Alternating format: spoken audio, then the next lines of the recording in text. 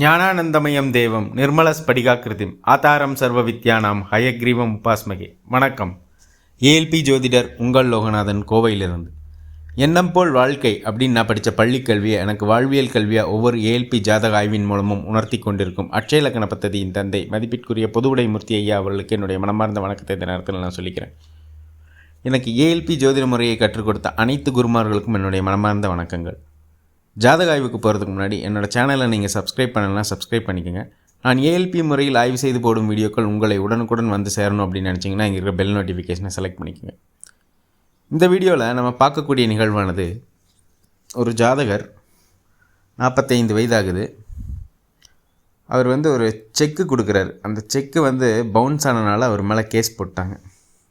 இப்போ இந்த கேஸ் கோர்ட்டில் நடக்குது. அதன் காரணமாக இவர் பலன் பார்க்க வந்தார். அப்போ இவருக்கு நம்ம என்ன சொல்லியிருக்கோம் அப்படின்னா, இந்த வழக்கு உங்களுக்கு சாதகமாக இல்லைங்க, முடிஞ்ச வரைக்கும் காம்ப்ரமைஸாக போயிடுங்க அப்படின்றத வலியுறுத்தியிருக்கோம். இது எப்படி நம்ம ஏஎல்பி முறையில் எளிமையாகவும் துல்லியமாகவும் ஆய்வு செஞ்சோம் அப்படின்றத பார்க்கலாம் வாங்க. இவர் பிறந்தது தனுசு ராசி, மகர லக்னம். 45 வயதிற்குரிய அட்சய லக்னமாக வந்தது மிதுன அட்சய லக்னம். அதிபதி புதன் பகவான் 3ஆம் வீடாகிய சிம்மத்தில் இருக்கார். இவர் வந்த டைமில் இவருக்கு மிருகசீரிடம் 3ஆம் பாதம் போயிட்டு இருந்தது. இப்போ டாக்குமெண்ட் அப்படின்ற விஷயங்களை பார்க்கணும். அது 3ஆம் பாவகம். அந்த 3ஆம் பாவகத்தில் யார் இருக்காங்க அப்படின்னா, 8ஆம் அதிபதியான சனி பகவான் இருக்கார், 3ஆம் அதிபதியான சூரிய பகவான் இருக்கார், 10ஆம் அதிபதியான குரு பகவானும் இருக்கார். அப்போ இந்த 3ஆம் பாவகம் டாக்குமெண்ட் சம்மந்தப்பட்ட விஷயம், காசோலை சம்மந்தப்பட்ட விஷயங்கள் சாதகமாக இல்லை.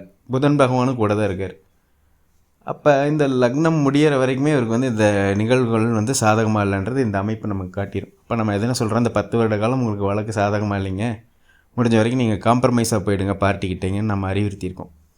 இப்போ இந்த கடினத்தன்மையிலேருந்து இவர் இது பண்ணுறதுக்கு என்ன பண்ணலாம், கொஞ்சம் அவருக்கு ஒரு பலம், கொஞ்சம் ஒரு மனோ தைரியம் வர்றதுக்கு அப்படின்னா, ஒவ்வொரு ஞாயிற்றுக்கிழமைகளும் இவர் சிவாலயங்களுக்கு போய் தரிசனம் பண்ணலாம். இல்லை அங்கே நடக்கிற அபிஷேகங்களுக்கு இவர் ஏதாவது பண்ணலாம்.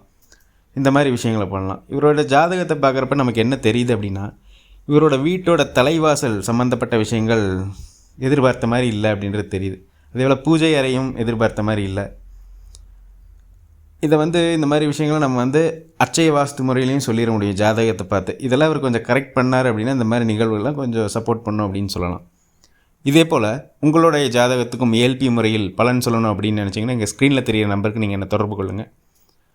இந்த நேரத்தில் ஏஎல்பி முறையை எனக்கு கற்றுக் கொடுத்த மற்றும் உருவாக்கிய மதிப்பிற்குரிய பொதுவுடை மூர்த்தி ஐயா அவர்களுக்கு என்னுடைய மனமார்ந்த வணக்கங்களை சொல்லிவிட்டு மற்றும் நன்றிகளையும் சொல்லிவிட்டு, இந்த வீடியோவை பார்த்து கொண்டிருக்கும் உங்களுக்கும் நல்ல சிந்தனை, சூழ்நிலைகள், வாய்ப்புகள் அமையட்டும் அப்படின்னு எல்லாம் வல்ல இறைவனை வேண்டிட்டு மீண்டும் ஒரு ஏஎல்பி முறையிலான ஜாதக ஆய்வில் உங்களை சந்திக்கும் வரை உங்களிடமிருந்து விடைபெறுகிறேன். நன்றி, வணக்கம்.